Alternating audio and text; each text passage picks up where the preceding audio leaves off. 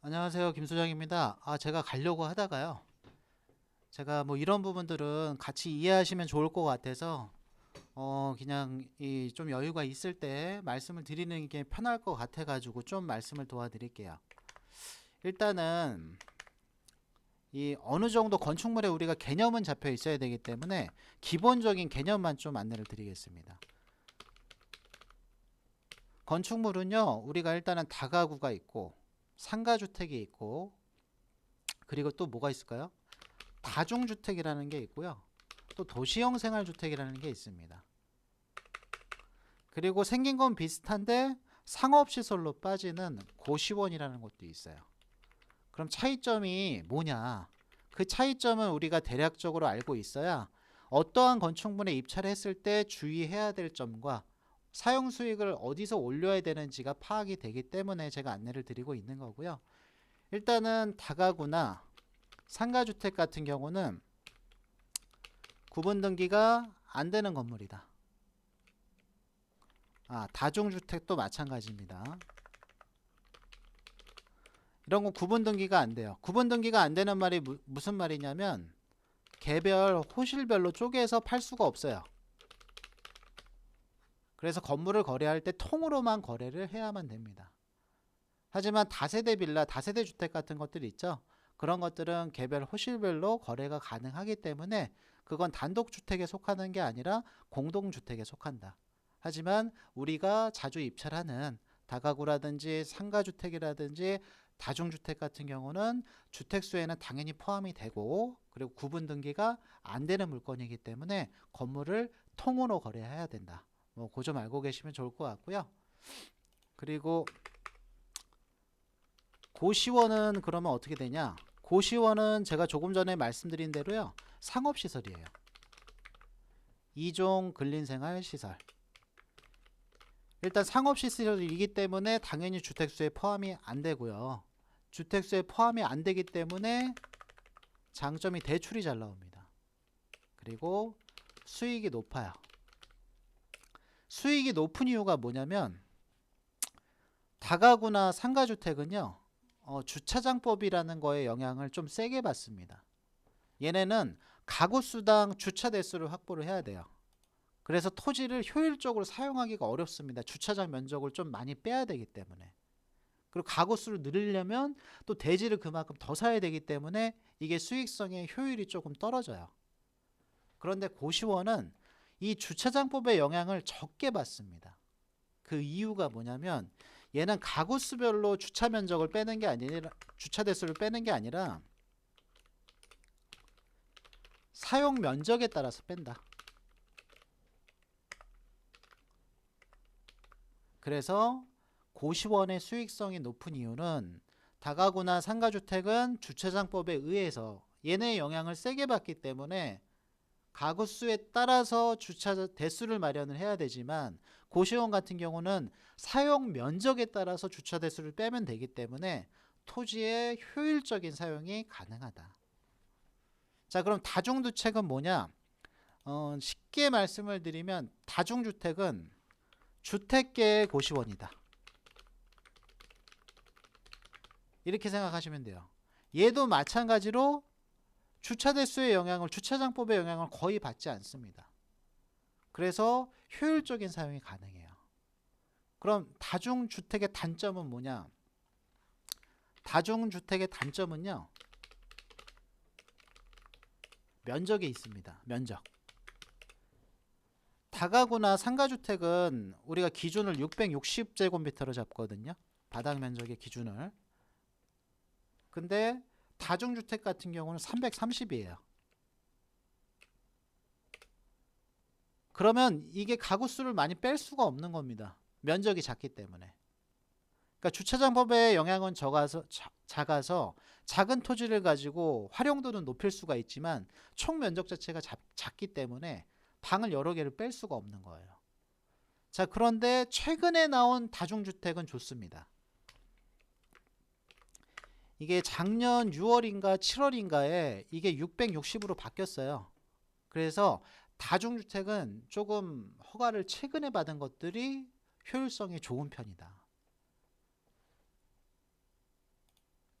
자, 그럼 고시원은 혹시 그 허가 연도에 따라서 이게 사용 수익이 달라지냐 이제 질문하실 수가 있기 때문에 제가 답변을 드리자면 달라질 수가 있어요. 고시원 같은 경우는 2011년도 이전 게 좋습니다. 2012년도 이전 게 좋아요. 그 이유가 뭐냐? 이때는 고시원 사용 면적 기준이 1000제곱미터였어요. 근데 지금은 500제곱미터입니다. 그래서 예전에는 고시원이 방 40개 이상짜리가 많았습니다. 지금은 고시원이 30개 이상짜리도 찾기가 어려워요. 그 이유는 사용 면적이 대폭 줄어들었기 때문이다. 제가 좀 두서없이 말씀을 드리더라도 좀 이해를 해주시기 바랍니다. 그냥 제가 머릿속에 있는 내용을 그냥 말씀을 드리고 있는 거기 때문에. 자, 그리고 뭐 다가구나 상가주택의 위반 사항을 우리가 체크할 때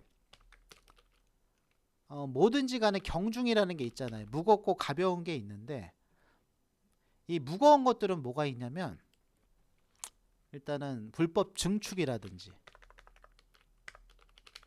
아니면 용도, 불법 용도 변경, 그리고 방 쪼개기, 가구수 증설이죠. 이런 경우들은 우리가 원상복구하는데 시간도 많이 걸리고 원상복구하는데 비용도 많이 들고 그리고 원상복구를 하게 되면 수익성이 저하되기 때문에 이런 것들은 무거운 사안들이에요. 자, 그러면 가벼운 사안들은 뭐냐? 뭐 일단 베란다 확장 같은 거죠. 자, 우리가 건축물을 짓게 되면요, 옛날에는 건축물을요, 이게 1층이면 예를 들어 2층은 이렇게 짓고요 3층은 이렇게 지었어요. 그러면 이 면적들이 이렇게 남기 때문에 건물주들이 너무 공간이 아까우니까 이렇게 베란다로 만들어 놓습니다. 자, 그런데 이 베란다로 쓰다 보니까요 또 이 공간이 아까워요. 그래서 여기다 이렇게 지붕을 씌우고요 샤시를 합니다. 왜? 사용 면적을 넓히기 위해서 이렇게 하시는 거죠. 자, 그런데 이것도 위반 사항입니다. 다만 제가 이거를 좀 가벼운 쪽에 속하는 위반 사항이다라고 말씀드리는 이유가 뭐냐면 실질적으로 원상복구 하는 비용이 얼마 들질 않아요. 그리고 기간도 굉장히 짧습니다. 그리고 수익성이 저하되는 것도 아니에요. 그래서 만약에 우리가 다가구 주택이나 상가주택이나 이런 것들 볼 때 어떤 위반 사항을 우리가 일단은 중점적으로 일단 봐야 되잖아요. 그러한 것들을 평가를 할 때 무거운 것들 위주로 보라고 말씀을 드리고 싶고 가벼운 것들은 그냥 인지만 하고 계시면 됩니다. 그래서 만약 적발이 됐다면 내가 시정하면 되는 부분이고 무거운 것들은 계획이 있어야 돼요. 이게 일단은 시간적인 측면하고 비용적인 측면하고 사용 수익이 상당히 저하가 되기 때문에 이건 계획을 잡고 접근을 하셔야 된다. 그래서 일단은 뭐 가볍고 무거운 것 정도의 느낌 정도는 파악을 하시는 게 좋을 거다. 그리고 고시원 보실 때는요, 고시원을 볼 때는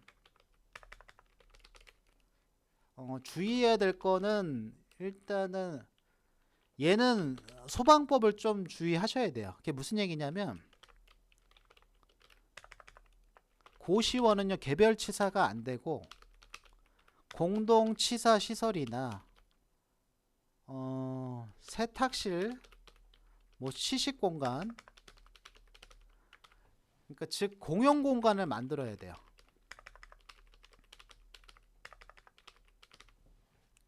자, 고시원 볼 때는 이런 것들을 보셔야 된다. 그래서 만약에 방마다 개별 치사가 되는 고시원이다. 아, 그러면 이거 위반 건축물이구나.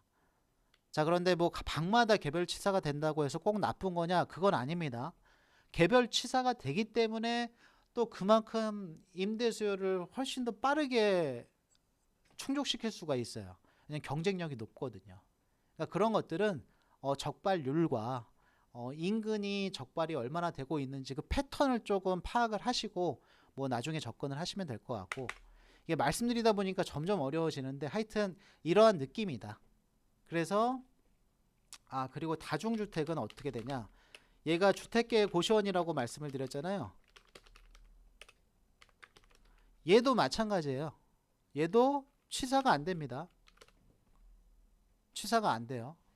자, 그러니까 그럼 얘랑 얘랑 차이점은 뭐냐? 얘랑 얘랑의 차이점은 그거죠.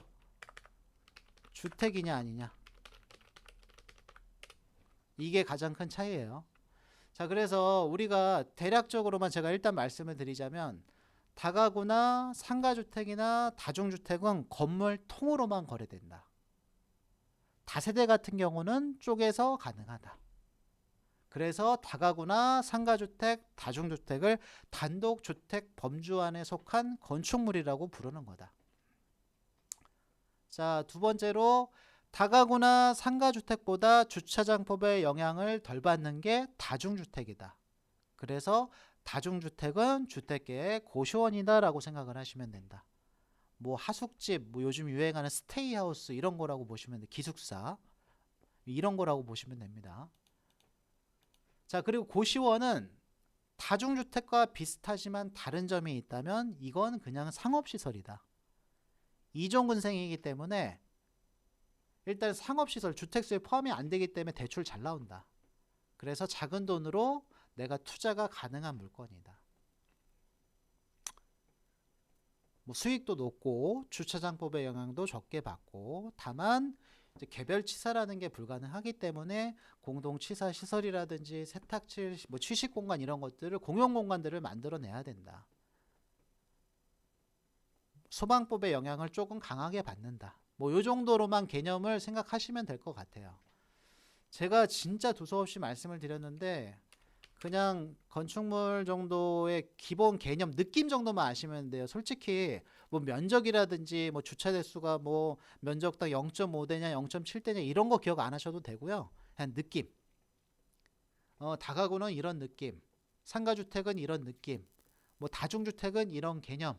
그리고 고시원 볼 때는 요 정도를 보면 되겠구나.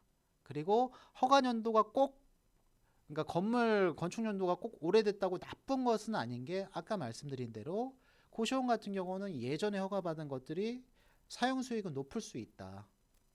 왜? 물론 설비 투자에 대한 비용은 들어가겠지만 면적 자체가 예전 면적의 2배에 달하기 때문에 그만큼 사용 수익을 올릴 수 있는 기회는 된다. 그러니까 이러한 것들을 플러스 마이너스 시키면서 계산을 하시고 우리가 견적이 나올 때 입찰을 들어가는 거다. 뭐 이렇게 생각하시면 될 것 같습니다. 제가 좀 두서없이 말씀드린 것 같지만 그냥 도움이 되시라고 그냥 말씀을 드린 거고요. 이 영상은 뭐 제가 올릴지 안 올릴지 모르겠지만 일단은 뭐 영상은 찍었습니다. 어쨌든 좋은 날 보내시길 바라고 이상으로 김소장이었습니다. 감사합니다.